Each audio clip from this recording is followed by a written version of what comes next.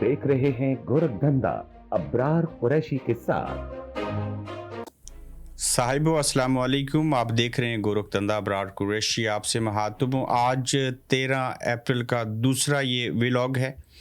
आशा भोसले की वफ़ात हुई और इसके ऊपर पाकिस्तान के टीवी चैनल्स को नोटिस मिल गया। ये कैसी हमाकत की गई और यूरोप का ट्रंप को, अमेरिका को कैसा जवाब। जो मजहबी पेशवा हैं ईसाइयों के, डोनाल्ड ट्रंप की, उनके साथ किस नौयत की जो लड़ाई है वो हो रही है। तहरीक इंसाफ आज़ाद कश्मीर में किस नौयत के इख्तलाफात सामने आए हैं, इसके ऊपर भी आज बात करेंगे। ऑस्ट्रेलिया के अंदर नई तारीख रकम हुई, उसमें क्या हुआ, ये तमाम पहलू हैं जो आज के व्लॉग के अंदर डिस्कस करने हैं। सबसे पहले देखिए साहिबों के जो पाकिस्तान के अंदर आज की बड़ी खबर है। भारत के अंदर पड़ोसी मुल्क में बड़ी अच्छी गुलकारा थीं आशा भोसले, उनकी आवाज़ आपने सुनी होगी। कहते हैं कि जो अदाकार होते हैं, गुलकार होते हैं, इनकी कोई सरहद नहीं होती, इन्हें तमाम लोग सुनते हैं। वो एक तरह से अपने मुल्क के और अपने उस प्रोफेशन के सफ़ीर हुआ करते हैं। तो आशा भोसले का जब गुज़श्ता रात इंतकाल हुआ तो उस इंतकाल के बाद जो पाकिस्तान की टीवी चैनल है जियो, उसने एक पैकेज तैयार किया और उस पैकेज में उनको खराज अकीदत कहें, खराज तहसीन कहें, जो भी कहते हैं, वो पेश किया। कोई 2-2.5 मिनट का जो है वो पैकेज था। इसके ऊपर पैमरा ने जो है वो जियो टेलीविज़न को नोटिस भेज दिया और ये बड़ी वाहियात किस्म की हरकत की गई। फिर देखें कि बरसगीर की अजीम गुलकारा आशा भोसले की वफ़ात पर उनके गाने और वफ़ात की खबर नशर करने पर जियो न्यूज़ को शोकाज नोटिस जारी कर दिया। आशा भोसले गुज़श्ता रात इंतकाल कर गई थी। अब कल मोहम्मद रफ़ी साहब दुनिया से चले गए हैं। उनका कोई पैकेज चलाया, जिस दौर में चलाया, तो क्या उसके ऊपर कोई नोटिस हुआ? नहीं हुआ। फिर आशा भोसले जो हैं, इनका पैकेज चलाने के ऊपर, इनकी खबर चलाने के ऊपर क्यों ये नोटिस दिया गया? ये क्या साबित करता है? फिर माजरत के साथ भारत वाले कहते हैं कि हम जो इस तरह की स्टेट्स हैं जिसमें वो क्लेम करते हैं कि मैं नाम भूल गया हूँ, कि सबको आज़ादी देते हैं। हालांकि वो आज़ादी नहीं देते, लेकिन कम अज़ कम वो इतनी हमाकत नहीं करेंगे कि जो कोई शख्स मर जाए उसकी खबर देने के ऊपर जो है वो नोटिस भेज दिया जाए। चूँकि आशा भोसले का तल्लुक जो है वो भारत के साथ था। तो किसी दौर में आप देखें, इमरान खान हों, नवाज शरीफ हों, ये मोदी साहब बिना वीज़े के लाहौर आ गए थे और लोग भी आते रहे। इमरान खान वहाँ पे जाके नुसरत फ़तेह अली खान, आतिफ असलम, कितने लोगों को तो भारत ने बनाया। वो वहाँ पे फंड रेजिंग तक करते रहे। अमिताभ बच्चन, ये सारे लोग, आमिर खान पाकिस्तान आते रहे। तो आप जो दुश्मनी और ये जो मुखालफत और ये चीज़ें कर रहे हैं, इसकी कोई हद होनी चाहिए। अब ये मंजन बिकने वाला नहीं है। जंग हो रही है, भारत हमारा दुश्मनी है। हम भी क्रिकेट कवर करते हैं, भारतीयों से मिलते हैं, उसमें अच्छे लोग भी हैं, बड़े इंटेलेक्चुअल किस्म के लोग भी हैं। तो ये बड़ी अजीब और बड़ी बौंडी हरकत की गई कि आशा भोसले की खबर क्यों दी और जियो न्यूज़ को जो है वो आपने नोटिस भेज दिया। साहिबो, पॉप के साथ जो है वो एक तरफ से लड़ाई है, डोनाल्ड ट्रंप की पड़ गई है, अपने मज़हब की साथ पड़ गई है। दूसरा जो यूरोप है साहिबो, उसने भी अमेरिका को जो है वो जवाब दे दिया है। कहानी ये है कि अब अमेरिका जो है वो ये कह रहा है कि हम जो लोग हैं, ख़ासकर ट्रंप साहब, वो बंद करेंगे ये जो शिपिंग हो रही है चाइना को या यूरोप को या जिसको भी जो सामान है ये जो जा रहा है।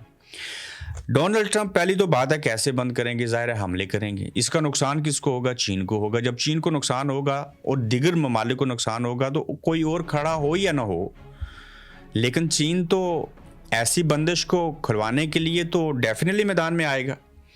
तो जब ऐसी सूरत हाल होगी तो फिर चीन को बराह रास्त जंग के अंदर जो है वो कूदना पड़ेगा। वहीं पे आप देखिए कि जब कुछ हाथ नहीं बन पाया, 47 ईयर्स के बाद आप मुज़ाकरात की मेज़ पे आ गए। जंग आप हार चुके हुए थे, आपको तेल की कीमतों में इजाफा करना पड़ा, जो पेट्रो डॉलर है उसकी मनापली टूटने के ऊपर आ गई, वर्ल्ड ऑर्डर तब्दील हो गया, मिथ आपकी जो है वो टूट चुकी है, ईरान के सामने आपको घुटने टेकने पड़े। तो आपका मजहबी पेशवा जो है, जैसे आयतुल्लाह अली खमनाई साहब मजहबी पेशवा थे अपने फ़िरके के, मसले के लोगों के, इसी तरह से पॉप जो है वो बयान दे रहा है कि मैं कभी भी माफ़ी चाहता हूँ, जो बच्चों को मारने वाली जंग है, बेगनाओं को मारने वाली जंग है, जो कोई भी जंग है, मैं उसकी मुखालफत करूँगा। तो जब पॉप ये बयान देता है तो डोनाल्ड ट्रंप जो है उसके ऊपर उनको जवाब देता है। پوپ نے دوبارہ سے بیان دیا کہ میں کبھی کسی ایسی جنگ کی سپورٹ نہیں کروں گا، وہ چاہے ڈونلڈ ٹرمپ ہو، بل کلنٹن ہو یا کوئی اور ہو، ہم اس کی جو ہے وہ ہر صورت میں مخالفت کریں گے۔ تو اب ڈونلڈ ٹرمپ جو ہے اس کو اپنا پوپ جو ہے مذہبی پیشوا جو ہے، جو سربراہ ہے، اس کو بھی جواب دے رہا ہے۔ اور دیکھیں امریکہ کے اندر سے 70 لاکھ لوگ باہر نکلے، پوپ کی سٹیٹمنٹ میں نے آپ کے سامنے رکھ دی۔ تو امریکہ کو سپورٹ کس کی ہے؟ اسرائیل کی جنگ تھی، آپ نے ان کا ساتھ دیا جڑواں بھائی بن کے، خواہشات کے اوپر مبنی جنگ لڑی، پوپ آپ کا اس جنگ کی مخالفت کر رہا ہے، آپ کی عوام اس جنگ کی مخالفت کر رہے ہیں جو اکثریت کے اندر لوگ ہیں۔ تو دیکھنا یہ ہے کہ اس پچھلے 200-250 سالوں میں یا 150 سالوں میں جب سے امریکہ قائم ہوا، اس سے پہلی بار اتنی بڑی سبکی ہوئی جب سے وہ قائم ہوا۔ اس امریکہ نے، یاد رکھیے گا، گریٹ برٹن سے آزادی حاصل کی تھی، اور یہی گریٹ برٹن امریکہ اور اسرائیل کے ساتھ نہیں ہے۔ دیکھیں جب جنگ ہوتی ہے تو آسٹریلیا، کینیڈا اور نیوزی لینڈ اور ان ممالک اور ساؤتھ افریقہ کو مسئلہ کیوں نہیں ہوتا؟ وہ دنیا ہی الگ ہے، وہ حالات اور واقعات ہی الگ ہیں، وہ ہے ہی سمندر ہے چاروں اطراف میں، سکیور بیٹھے ہوئے ہیں۔ آسٹریلیا کے اندر انگلینڈ سے، برطانیہ سے، گریٹ برٹن کے اندر جو لوگ کرائم کرتے تھے ان کو وہاں جیل بنائی تھی، لوگوں کو بیچتے تھے۔ اسی بہانے آپ کو بتا دوں، اور وہاں پہ ان لوگوں کے جیل کے قیدیوں کی رہنے کی وجہ سے وہ پورا ملک بن گیا۔ تو کہنے کی بات یہ ہے کہ جو اس جنگ سے متاثر ہوگا اسے تو تکلیف ہوگی، لیکن یہ نہیں ہو سکتا کہ ڈونلڈ ٹرمپ صاحب کہیں جی کہ ہم ابنائے ہرمز جو ایران کا ہے اس کی بندش کر دیں گے۔ پہلے تو آپ کہہ رہے تھے کھولیں، اب آپ کہہ رہے ہیں میں اس میں افراتفری پیدا کروں گا۔ تو یہ آپ کا دوہرا معیار نہیں ہے، یہ آپ کی منافقت ہے، یہ آپ جھوٹ بول رہے ہیں۔ اور چین کے ساتھ جب اس طرح کی بات کریں گے اور نقصان ہوگا تو وہ چین جو ہے وہ آپ کو کسی صورت بھی نہیں چھوڑے گا۔ اور بھی جنگ کے حوالے سے خبریں ہیں آپ کے ساتھ شیئر کریں گے، لیکن آپ دیکھیے اڈیالہ کے خوفناک حقائق کی سنویت کی ہیں، اور اسلامی جمہوریہ پاکستان میں مسلمان جو وہاں پہ جیلر اور دیگر لوگ ہیں وہ جھوٹ کیسے بولتے ہیں۔ آج میں تیسری بار کہتے ہیں کہ عمران خان صاحب کے قانونی دستاویزات پر دستخط کے لیے اڈیالہ جیل آیا تھا، مگر جیل حکام نے تقریباً 3 گھنٹے انتظار کے بعد مجھے آگاہ کیا کہ متعلقہ دستاویزات دفتری ریکارڈ میں دستیاب نہیں ہیں۔ یہ قانونی دستاویزات 7 اپریل کو TCS کے ذریعے، یہ ایک سروس ہے پوسٹ کرنے والی، سپرڈنٹ اڈیالہ کو ارسال کی گئی تھی، اور آن لائن ریکارڈ کے مطابق آپ اس کا چونکہ سٹیٹس چیک کر سکتے ہیں، تو یہ 9 اپریل کی سپہر دن 3:13 پر جیل انتظامیہ کو موصول ہو چکی ہیں، سٹیٹس اپڈیٹ ہو چکا۔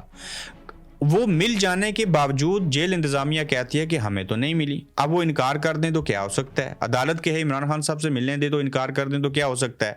قانونی دستاویزات کی عدم دستیابی اور اس میں تاخیر عمران خان صاحب کی اپیل دائر کرنے کی مدت کو متاثر کر رہی ہے۔ ان کے مطابق اگر صورتحال برقرار رہی تو مقررہ وقت میں اپیل دائر نہ ہو سکے گی، جس سے قانونی کارروائی متاثر ہو جائے گی، اور اس عمل کے نتیجے میں عمران خان کے انصاف تک رسائی کے حق پر پھر سے اثر پڑے گا۔ یعنی کہ یہ ٹیکنیکس ہیں، ٹیکٹکس ہیں جو استعمال کیے جا رہے ہیں کہ کسی طریقے سے نہ دستاویزات ملیں، نہ کوئی دستخط موصول ہو، نہ اس کے اوپر سماعت ہو۔ تو انہوں نے سسٹم کو جو ہے وہ کنٹرول کیا ہوا ہے۔ عمران خان کی کہانی سلمان صفدر صاحب کی زبانی کیسی ہے؟ یہ جو بات آپ کو میں نے ساری سامنے رکھی ہے، یہ سلمان صفدر صاحب نے پوری داستان جو ہے وہ بیان کی۔ پاکستان کامیاب ہو گیا، پاکستان نے کامیابی حاصل کی۔ کامیابی کا سہرا وزیر اعظم شہباز شریف اور فیلڈ مارشل سید عاصم منیر کو جاتا ہے، علامہ طاہر اشرفی صاحب کہہ رہے ہیں۔ بلا شبہ پاکستان نے سفارتی کامیابی حاصل کی، گو کہ مذاکرات کامیاب نہ ہوئے، مگر یہ ایک بہت بڑی کاوش تھی جسے سراہنا چاہیے۔ بالکل ایسا ہی ہے، مگر آج پاکستان بھر میں لوگ جو ہیں وہ غربت سے مر رہے ہیں، قیمتیں اشیاء کی جو ہیں وہ بڑھ چکی ہیں، غیر معمولی حالات پیدا ہوئے ہیں۔ ایک مرتبہ پھر سے پیٹرول اور ڈیزل مہنگا ہو جائے گا، عوام کے لیے سبسڈی نہیں، الٹا وزراء اور مشیروں اور فوج اور بیوروکریسی کی جو عیاشیاں ہیں وہ عروج کے اوپر ہیں۔ تو صورتحال جو ہے وہ دیگر گو ہے، اور ملک کے اندر جو ہے وہ چھوٹی سی بات کے اوپر لوگوں کے ذہن خراب کر دیے جاتے ہیں۔ آپ دیکھیں نا، ایک پیٹرول سستا ہو جائے گا، یہ لوگ لڈو کھا لیں گے، کل مارشل لا لگ جائے گا، یہ قوم پھر لڈو کھا لے گی۔ بھٹو صاحب، لیاقت علی خان، فاطمہ جناب، یعنی کہ میں کس کا نام لوں، محترمہ بینظیر بھٹو شہید، کس نے اس ملک کے لیے قربانیاں نہیں دی۔ یہ لوگ ہمیشہ سے دوسرے لوگوں کو جو ہے وہ بھول جاتے ہیں۔ صاحب آسٹریلیا میں تاریخ رقم ہوئی ہے، اور آسٹریلیا کی 125 سالہ تاریخ میں پہلی مرتبہ ایک خاتون فوج کی کمان سنبھالیں گی۔ لیفٹیننٹ جنرل سوزن کوائل 30 سالہ کیریئر کے دوران افغانستان اور مشرق وسطیٰ میں خدمات جو ہے وہ انجام دے چکی ہیں۔ صاحب وہ آخری نقطہ ہے، بات کریں گے پاکستان تحریک انصاف کے۔ پاکستان کے اندر جہاں پہ معاملات اونچ نیچ چیزیں چلتی رہتی ہیں، جب ان کی لیڈرشپ خان صاحب کی صورت میں جیل کے اندر ہے، تو وہیں پہ آزاد کشمیر کے اندر ایک نئی تنظیم سازی کی گئی جس میں زیادہ عمر کے لوگوں کو، بوڑھے لوگوں کو، جو نئے لوگ تھے ان کو، اکثریت جو تھی ان کی تھی، ان کو رکھا گیا، اور جو لوگ خان صاحب کے ینگسٹر تھے، نوجوان تھے، مخلص ساتھی تھے، اکثریتی، انہیں اگنور کیا گیا۔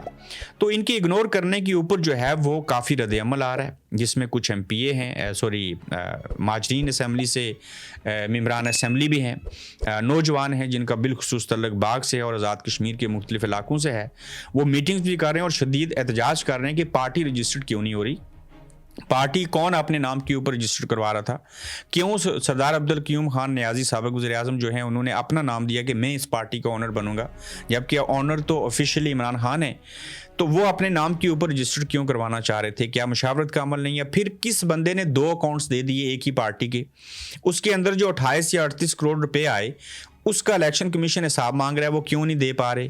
ان کا وکیل کون تھا؟ یہ سارے کام کس نے کیے؟ تو وہاں پہ ایک بگاڑ پیدا ہوا ہے۔ آپ دیکھیں کہ 3 ماہ کے بعد الیکشن ہونے لگے، پارٹی اب تک رجسٹرڈ نہیں ہوئی، ٹکٹ ابھی تک جاری نہیں ہوئے، تنظیم سازی ہو گئی، اس کے اندر لوگوں کے اختلافات ہیں۔ تو ان اختلافات کے اوپر میں کسی کا کوشش کروں گا، انٹرویو بھی کروں گا یہ معاملہ کیا ہے، لیکن آزاد کشمیر کے اندر بھی پاکستان تحریک انصاف کی نئی تنظیم نو جو ہوئی ہے اس میں کافی لوگوں نے اعتراض اٹھایا کہ ان لوگوں کو جو ہے اس عہدے کے اوپر نہیں ہونا چاہیے تھا۔ کس کو اور کیوں ہونا چاہیے تھا، یہ باقی لوگ کیوں بول اٹھے ہیں، اس کی ایک ہی وجہ ہے، لیڈرشپ کی کمی ہے، مشاورت کا عمل نہیں ہے، اور وہاں پہ ہم یہ کہہ سکتے ہیں کہ پسند اور ناپسند کی بنیاد کے اوپر یہ فیصلے کیے جا رہے ہیں۔ تو اپنا خیال رکھیے گا، اپنا فیڈ بیک دیجیے گا، تو جلد انشاءاللہ آپ سے پھر ملیں گے۔